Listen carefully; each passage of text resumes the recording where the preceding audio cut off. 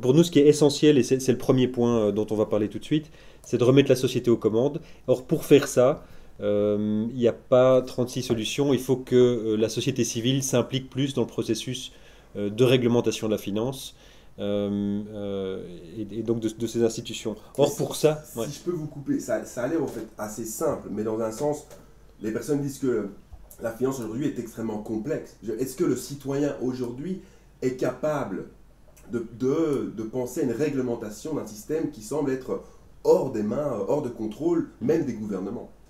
Je pense que la première chose, en fait, c'est tout ce qu'on a discuté lors des webinaires précédents.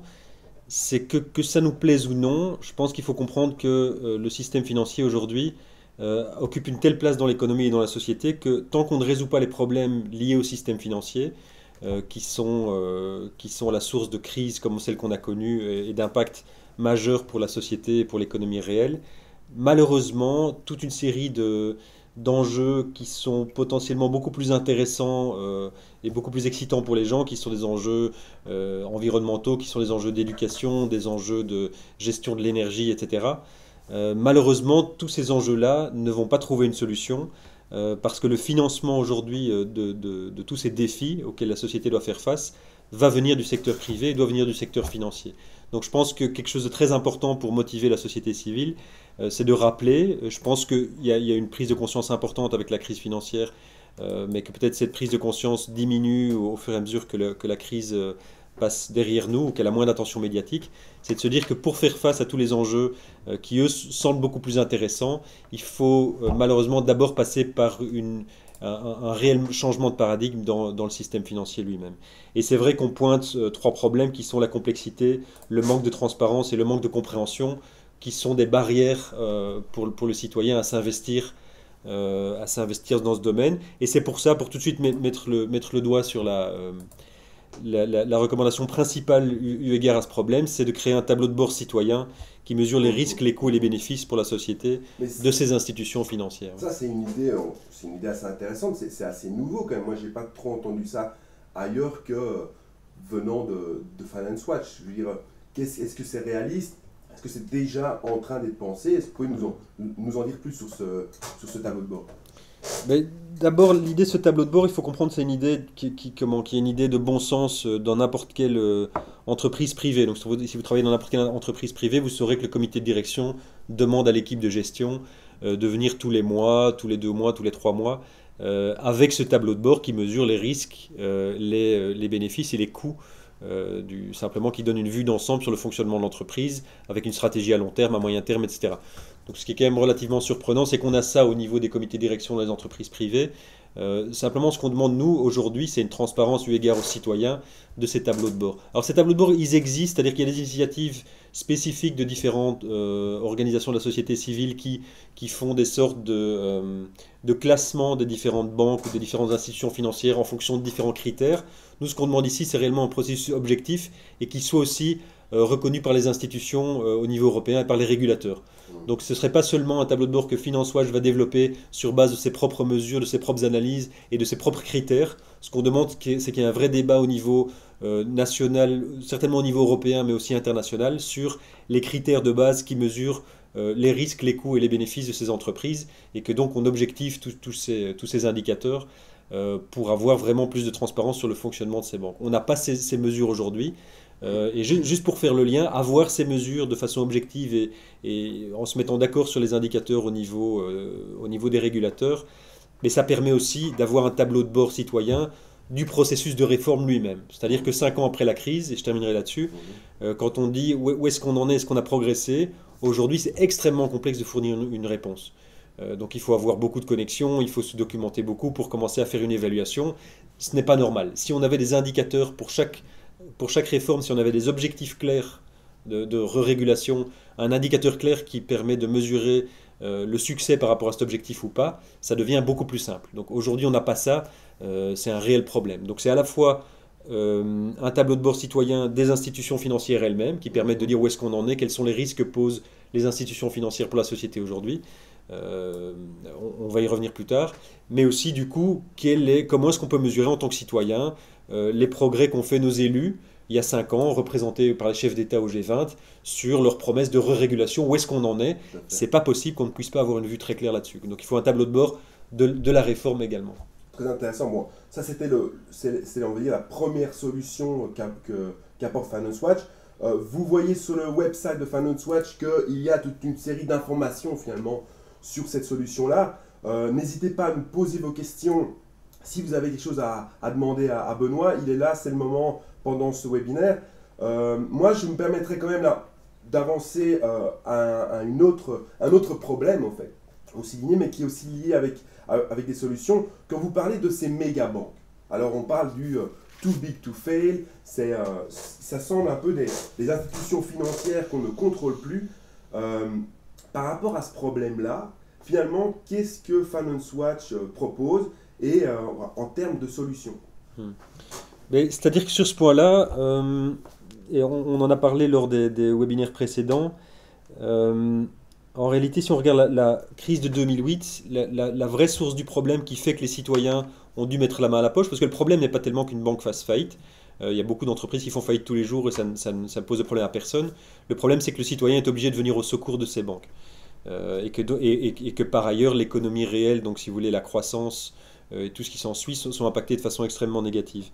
Or, le problème aujourd'hui, c'est qu'avec des institutions trop grosses pour faire faillite, mais qui sont aussi trop complexes et trop interconnectées, le citoyen est obligé d'amener un soutien à ces banques en cas de faillite. Donc, la première chose pour mettre fin à ça, c'est de séparer, enfin c'est un élément très important, c'est de séparer les entités bancaires en fonction du type d'activité qu'elles ont.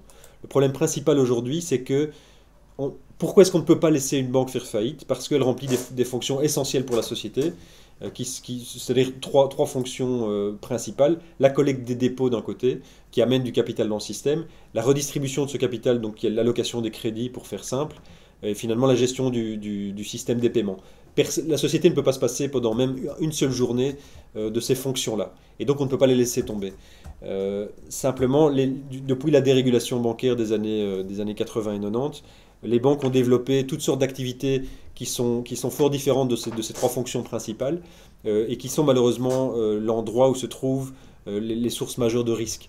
Et donc ce qu'il faut simplement, c'est s'assurer qu'il y ait une séparation propre de ces activités qui fait que, bien sûr, la société doit continuer à garantir et, le cas échéant, venir au secours d'une banque qui remplit les fonctions principales. Mais par contre, une banque d'investissement qui remplit parfois des fonctions utiles, mais qui ne sont pas indispensables au quotidien à la société, et typiquement, une banque d'investissement qui a des activités de marché, si elle s'écroule, une autre prendra le relais, donc il n'y a pas de souci majeur, il n'y a pas d'impact majeur. Il faut une séparation de ces activités, comme ça, le jour où il y a des faillites, de nouveau, le citoyen n'est pas mis à contribution. C'est ça, donc ça, sur ce point-là des méga-banques, donc il y a aussi une documentation assez intéressante, parce que c'est quand même un des points fort importants de la campagne de Finance Watch, si je me trompe. Donc, sur le website, on trouve toute une série d'informations vraiment de plus en plus, je dirais, détaillées sur votre website, si je me trompe. Oui, tout à fait. C'est aussi un sujet important au niveau européen pour le moment. On a vu que différents pays comme la France, l'Allemagne, bientôt la Belgique aussi, ici en décembre, ont proposé des lois de séparation des activités bancaires. Malheureusement, ce sont des lois extrêmement timides. Donc, pour vous donner juste un exemple, en France, le PDG d'une des deux plus grosses banques françaises a évalué à moins d'1% la part de ces activités qui seraient séparées une fois que la loi française sera vraiment effective.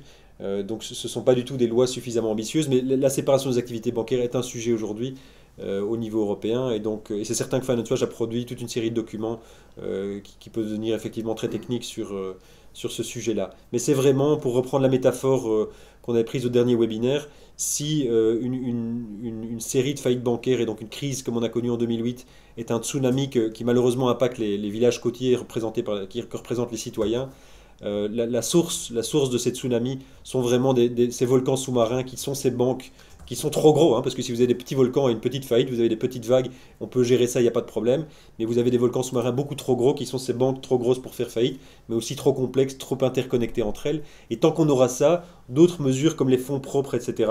Et là, je vois les recommandations 1 et 2 dans ce point-ci, ne seront pas suffisantes, parce que des digues ne suffiront jamais à arrêter un tsunami. Donc il faut vraiment... Bon, ce qui est dommage, c'est que ça ne se fait que maintenant. Donc on a d'abord voulu construire des digues au lieu de s'attaquer directement à la source, mais maintenant c'est essentiel qu'on insiste sur une séparation de ces activités qui permet vraiment d'en finir avec ces tsunamis en fait. Petite question là, quand même fort intéressante, petite mais costaud, je dirais, de Rémi, qui dit mais est-ce que l'Europe peut-elle imposer une réelle séparation? Je veux dire, dans ce débat actuel, où sont les forces et les poids dans la balance? Alors, premièrement, l'Europe, oui, évidemment, peut imposer ce qu'elle veut, de toute façon, à l'intérieur des frontières de l'Europe. Là, il y a aucune discussion, que ce soit dans n'importe quel domaine. Donc, est-ce qu'elle le peut? Certainement. Est-ce qu'il y a des pressions qui sont juste énormes de la part du lobby financier? Et est-ce que justement ces banques qui sont devenues trop grosses pour faire faillite ont une influence totalement démesurée sur les dirigeants européens et donc sur les décisions qui sont prises? Oui, évidemment. Donc les banques européennes aujourd'hui, dans leur ensemble, représentent 350% du produit intérieur brut européen. Ce qui veut dire qu'ensemble, elles représentent 3 fois et demi l'économie européenne en termes de poids financier. Mais ça donne directement, et on sait que 15%, enfin 15 seulement de ces institutions représentent l'essentiel de ces montants-là. Et donc ça vous donne une idée du poids économique, mais aussi du poids forcément sur les décisionnaires qu'ont ces institutions. Donc l'Europe le peut, oui, mais ce qui fera le changement, et on revient à notre première recommandation qui est de remettre la société aux commandes, c'est que les citoyens fassent suffisamment de poids pour presque, je dirais, donner un mandat aux dirigeants et aux institutions européennes pour aller de l'avant. Parce que, on va y revenir peut-être dans le point suivant, mais il y a des enjeux financiers énormes à la séparation des activités bancaires. Donc ça ferait que toute une série d'activités spéculatives aujourd'hui qui ramènent beaucoup d'argent ne seraient sans doute plus économiquement viables. Et donc on parle de montants qui sont relativement faramineux. Et donc le lobby bancaire, de façon tout à fait légitime selon nous, prêche pour ses intérêts privés. Simplement, ce pourquoi nous plaidons en tant que Finance Watch, c'est que ce soit l'intérêt général, l'intérêt public qui prévale à la fin, et que donc ces intérêts privés soient pris en compte, mais ne dominent pas l'ensemble du processus. Mais certains disent, et on a une question de Jérémy là, qui nous dit, mais est-ce que l'Europe peut faire ça toute seule? Donc on parle des citoyens, des gouvernements, de l'industrie, et finalement, dans un système global, la question de Jérémy, c'est oui, mais est-ce que l'Europe peut le faire tout seul si du côté américain, on ne le fait pas? Ouais. Parce qu'aujourd'hui, c'est possible d'envisager ça. Donc ça, c'est toujours le même problème, hein. C'est la même chose pour les questions environnementales et d'autres questions enfin, également économiques ou macroéconomiques. On n'aura jamais un consensus global. Pour le moment, il n'y a pas une gouvernance mondiale suffisamment forte et suffisamment harmonisée pour qu'on avance vraiment de façon parallèle sur ces sujets-là. Ceci dit, ça se fait quand même. Donc il y a des initiatives sur la séparation bancaire aux États-Unis. Donc il y a la loi Volcker qui a été mise en place, de nouveau qui est très timide, mais qui propose une séparation des activités. Il y a une nouvelle proposition législative à la Chambre des représentants à Washington qui vise à réinstaurer le Glass-Steagall Act, quelque chose de beaucoup plus ambitieux. On verra quelle sera la destinée de cette proposition. Par ailleurs, on sait que c'est l'Australie qui reprend la présidence du G20 l'année prochaine. On sait que potentiellement il y a un appétit de l'Australie pour avancer sur ce sujet-là. Donc il y a des avancées au niveau global. Ceci dit, il faut pas espérer, enfin il faut pas attendre qu'il y ait vraiment une avancée de front et uniforme pour avancer. Dans d'autres domaines très importants, il y a toujours des régions du monde qui ont pris les devants et qui en général ont montré l'exemple et qui ont été suivies par d'autres. Question de Jean-Baptiste, et je finirai là sur ce deuxième point sur les mégabanques, mais peut-on espérer un référendum d'initiative citoyenne pour imposer la séparation? Est-ce qu'aujourd'hui, avec les nouveaux mécanismes offerts par la Commission européenne, est-ce qu'en effet c'est quelque chose qui serait envisageable? Mais en fait, ce qui se passe, c'est que c'est peut-être même plus simple que ça, c'est que ces référendums-là, si je ne me trompe pas, on fait référence à des sortes de pétitions qui doivent récolter 1 million de signatures européennes pour mettre un sujet sur la table. Ouais. Ça concerne des sujets qui ne sont pas encore sur la table. Or, ce sujet de la séparation bancaire est sur la table, est à l'agenda européen, et donc c'est pas nécessaire. Par contre, ce qui est nécessaire, c'est de faire un maximum de pression, et là, Finance Watch sera en contact avec vous, et on aura besoin d'un support maximum, je dirais, durant l'année qui vient. On attend une proposition de la Commission dans les prochaines semaines sur la séparation des activités bancaires. On sait que cette proposition va être, je dirais, relativement peu ambitieuse, pour dire les choses comme ça. Par ailleurs, on a des élections européennes en mai 2014, et donc sur ce sujet, on sait que ce dossier et cette proposition ne va pas avancer suffisamment. Et donc, on aura un nouveau commissaire européen, un nouveau Parlement dès la rentrée 2014, donc en septembre. Et c'est réellement à ce moment-là que ce dossier va être remis sur le devant de la scène. Et à ce moment-là, ce sera extrêmement important d'avoir une pression citoyenne maximale. Donc ce ne sera pas via des pétitions. Enfin, soit je vous expliquerai de façon au cours des prochains mois quels sont les outils que vous avez à votre disposition pour mettre un maximum de pression. Mais je dirais que ce sera un travail de longue haleine, ou en tout cas c'est du moyen terme. Ok, ben voilà, j'avance, vu qu'on a déjà vu 2 points, il nous en reste 2 à voir dans les 15 prochaines minutes. En tout cas, merci d'envoyer vos questions. Donc on essaye de répondre à toutes. Donc, le premier point, c'était la finance impose ses règles, et là l'importance des citoyens qui était soulignée. Les mégabanques, avec toute une série de recommandations que vous trouvez sur notre website. Et maintenant, on arrive finalement à une prise de risque excessive et parfois même des manipulations sur les marchés, comme on a vu avec le scandale de Libor, spéculation sur les matières premières, etc. On a finalement un marché des produits dérivés qui a explosé par rapport à l'économie réelle. Qu'est-ce que Finance Watch propose pour finalement enrayer un mécanisme qui semble complètement hors de la réalité? Ben, la chose la plus importante, en fait, fait le lien avec le point précédent, c'est qu'aujourd'hui, du fait que l'État, on sait que l'État et les investisseurs donc, qui prêtent de l'argent aux banques et qui financent les banques, savent que l'État va venir à leur secours en cas de problème, ça fait que ces investisseurs prêtent l'argent à meilleur marché à ces banques. Donc c'est le problème de c'est ce qu'on appelle le subside implicite, c'est ce qui fait, c'est le fait que et d'ailleurs, les agences de notation ont deux cotations pour les banques. Une qui prend en compte le subside implicite et qui fait que donc les banques ont une très bonne notation du fait qu'elles vont être sauvées de toute façon par l'État. Et c'est ce qui permet aux investisseurs de prêter à meilleur marché aux banques. Et une autre qui prend la situation des banques réelles comme si, enfin, dans une situation où l'État ne viendrait pas à leur secours, où ça leur coûterait beaucoup plus cher de se financer. D'accord? Donc aujourd'hui, pour les banques qui sont trop grosses pour faire faillite, qui sont aussi trop complexes et interconnectées, elles ont accès à du financement bon marché du fait de la garantie implicite de l'État. Donc de nouveau, si on sépare les activités, aujourd'hui, on va garder une garantie implicite pour toutes les activités fondamentales qui sont de nouveau la collecte des dépôts, l'allocation du crédit et la gestion du système des paiements, ce qui est très bien. Mais par contre, pour toutes les activités dont on va parler maintenant, qui pour l'essentiel sont des activités de marché et sur lesquelles on peut trouver des prises de risques excessifs et potentiellement des manipulations, ces activités-là devraient se financer par une entité séparée. Et donc cette banque d'investissement devrait se financer à un coût nettement plus élevé, qui simplement, du coup, retire aujourd'hui ces activités qui sont des activités de marché pour une large part spéculatives, n'existent que parce qu'elles sont financées par l'argent bon marché. C'est-à-dire que si vous retirez ce subside implicite, une partie de ces activités ne seront même plus rentables. Parce qu'autrement dit, si une banque emprunte aujourd'hui sur le marché à 2%, si demain, pour financer ses activités de marché, si demain elle emprunte à du 4%, elle est obligée de générer une marge beaucoup plus importante sur ses activités pour être rentable. Et donc, simplement, la première chose à faire de nouveau, c'est de séparer ces activités pour retirer le subside implicite à toutes les activités d'investissement. Et ça va dégonfler automatiquement une série de bulles financières, et notamment celle des marchés dérivés. Donc ici, on a... Ah, c'est ça. Alors, par rapport à la spéculation sur les matières premières, c'est un même genre de mécanisme, ou là, est-ce qu'il y a quelque chose d'autre qui est avancé par Finance Watch? C'est une question de Jérémy qui s'intéresse vraiment à finalement quelque chose qui a été dans les journaux assez fréquemment ces dernières années, et suite à la crise avec l'explosion des prix des matières premières. Et donc, c'est vrai qu'ici, quand on parle de prise de risque excessive, on parle de mesures structurelles de séparation, etc. Il y a aussi des mesures beaucoup plus concrètes qui sont tout à fait possibles. Et dans ce cas-ci, ça fait l'objet de réglementations, enfin de discussions sur des réglementations aujourd'hui, qui sont de limiter simplement la capacité des banques à prendre des positions, c'est-à-dire à faire des paris sur les marchés des matières premières. Donc on peut simplement mettre des limites sur ces marchés-là, simplement qui fait qu'on mesure la taille des activités des différents acteurs sur ces marchés-là, et on met simplement une limite, c'est-à-dire qu'on dit au-delà d'un certain montant, la banque n'est plus autorisée à avoir des activités sur ces marchés.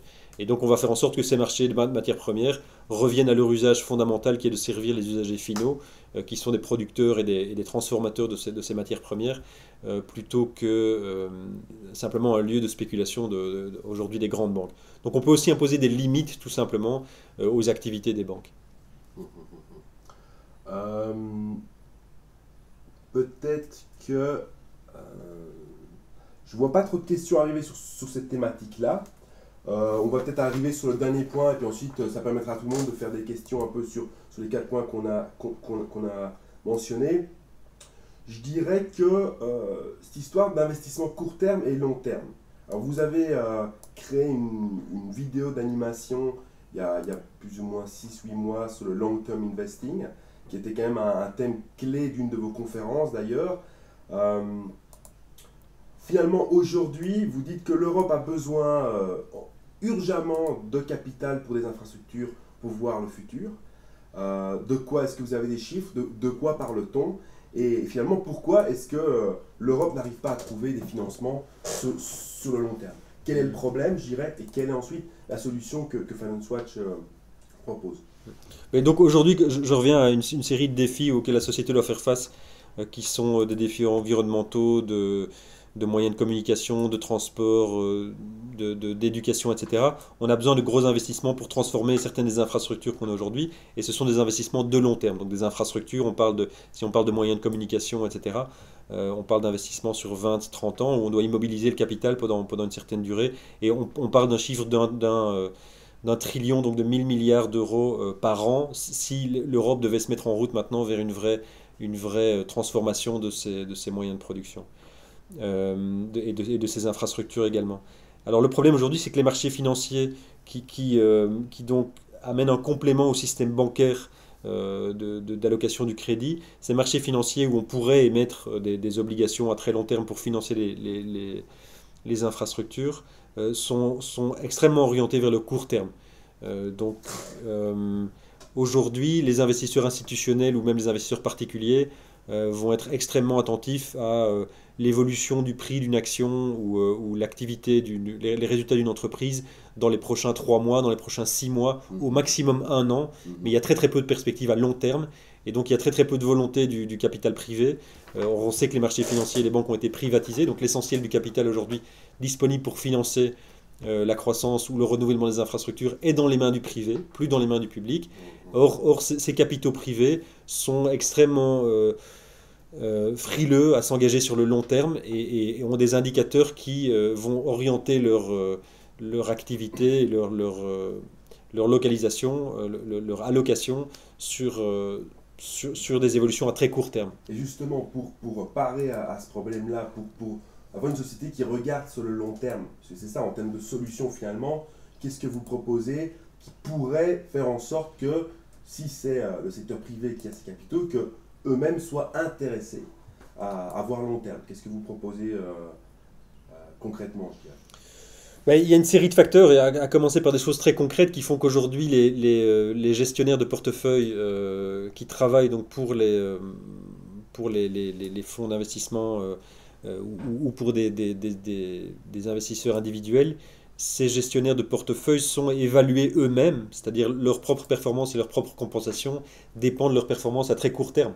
Donc les personnes clés qui sont en charge de la stratégie d'investissement, de nouveau, que ce soit des larges fonds ou à l'intérieur d'une banque, ont des critères d'évaluation de leur propre performance qui sont à très court terme. Donc déjà, il faut commencer par changer ça, parce que c'est un élément concret qui, enfin, tant qu'il est présent, les choses n'évolueront pas. Après, on peut parler d'incitants fiscaux à l'investissement sur le long terme, qui certainement ne pourraient pas faire de tort. Et ensuite, il y a une série de mesures qui peuvent être prises au niveau européen pour favoriser d'une part tout ce qui est investissement vraiment sur le long terme dans des infrastructures, etc. Et d'autre part, désencourager des activités spéculatives à très court terme, et notamment le trading haute fréquence. Et là, on a parlé de la spéculation sur les matières premières qui a simplement très peu de valeur ajoutée du point de vue de la société. Donc il y a deux volets. Il y a un volet encourager et avoir des incitants pour l'immobilisation du capital sur le plus long terme. Et d'un autre côté, il y a une activité de décourager la spéculation sur le court terme. Je vois qu'on approche de la fin du webinaire. Je vois qu'il y a aussi 3 questions qui n'ont pas été répondues. Peut-être que c'est le moment là de les prendre et de voir, même si là on part un peu tout azimut, de voir finalement quelle est la réponse que tu peux apporter, Benoît. Quelle est la position de Finance Watch sur la place des banques dans la création monétaire? Ça, c'est Tristan qui nous envoie ça. Donc l'outil monétaire devait être un outil politique et la monnaie un bien commun. Quel est le point de vue de Financial? Est-ce que c'est un thème sur lequel vous travaillez actuellement? Vous avez une position tranchée là-dessus? Alors, on n'a pas de position tranchée ou officielle parce qu'on est juste une trop petite équipe et donc on est obligé de choisir nos priorités. Et c'est plutôt une thématique. Par contre, c'est une thématique fondamentale et donc c'est juste une excellente question. Et il y a une vraie problématique aujourd'hui sur le fait qu'il n'y ait pas de contrôle de la création monétaire. Et donc, Tristan fait allusion au fait qu'aujourd'hui, ce sont les banques qui créent du crédit, donc en gros qui créent de la monnaie, qu'on n'a pas de contrôle là-dessus. Et donc, potentiellement, ça peut mener à simplement à une dette excessive ou ça peut créer des bulles spéculatives un peu partout. Donc c'est un vrai problème et il y a un vrai enjeu démocratique là, qui est de se réapproprier le contrôle de la monnaie. C'est un énorme enjeu. Mais aujourd'hui, on n'a pas une position tranchée sur le sujet, même si on y travaille, je dirais, plus sur le fond. Il y a en Angleterre, si je me trompe, il y a une organisation qui vraiment se concentre sur la monnaie. J'ai oublié son... Ce qui s'appelle Positive Money, je pense. Positive Money. Voilà. Bah, Tristan, peut-être on peut le rediriger là-bas. Ah, par ailleurs, oui, on peut se mettre en contact ensuite. Voilà, ça c'est nickel. Alors ensuite, on a une question de Thierry. Nous parlons toujours encore des conséquences de la crise financière mondiale depuis 2008, mais que penser de la croissance vertigineuse de la taille des bilans des banques centrales mondiales, qui nous conduit à une autre méga crise? Donc la croissance vertigineuse de la taille des bilans des banques centrales mondiales. Mais là, je pense que le problème est lié au précédent, c'est-à-dire que pour compenser les pertes qui ont été créées dans le système par des institutions financières privées et prendre le relais de ces institutions qui sont censées financer l'économie et qui se sont retrouvées en grosse difficulté, une option qui a été prise aux États-Unis de façon flagrante, mais différemment en Europe, on a pris le même chemin, c'est simplement de fournir de la liquidité très bon marché à ces banques. Donc, c'est ce qu'on appelait le quantitative easing aux États-Unis et ça porte un autre nom. Voilà, ça porte un autre nom en Europe. Simplement, c'est le fait que les banques centrales européennes, en réalité, maintiennent sous perfusion des institutions bancaires qui ont des gros problèmes de bilan, qui ont des bilans qui ne sont pas suffisamment propres, ou qui potentiellement ont des pertes potentielles dans leur bilan, avec de l'argent très bon marché, sans contrepartie. Parce qu'on pourrait dire, bon, on peut effectivement financer à bon marché les banques pour qu'elles réallouent du crédit, qu'elles réinvestissent dans l'économie réelle, potentiellement qu'elles relancent la croissance, qu'elles créent de l'emploi. Aujourd'hui, il n'y a pas de contrepartie et on voit que malgré l'abondance de la liquidité bon marché, les banques n'ont pas rouvert le robinet du crédit et aujourd'hui c'est le cas largement aux États-Unis, investir cet argent facile qui vient du contribuable, qui est simplement de faire tourner la planche à billets aux États-Unis et en Europe, pour investir dans des marchés étrangers comme des marchés émergents où les taux de profit sont très importants. Donc toutes ces questions, y compris la question de la création monétaire, sont liées. C'est le fait qu'on alimente les banques privées en argent bon marché sans aucune contrepartie en termes de contrôle de l'allocation de ces capitaux. Voilà, je pense qu'avec cette question et réponse, finalement on termine ce second webinaire. Ce sera disponible en audiovisuel sur le site de Finance Watch prochainement, donc il y aura les deux parties du webinaire. N'hésitez pas à envoyer ça à des personnes si vous en connaissez qui sont intéressées. Le website est là pour avoir plus d'informations. Vous pouvez évidemment nous contacter si vous avez des questions précises. Merci en tout cas à tous. Merci à toi Benoît d'être présent. Et on se tient au courant pour plus d'informations en provenance de Finance Watch tout bientôt. Bonne fin de journée.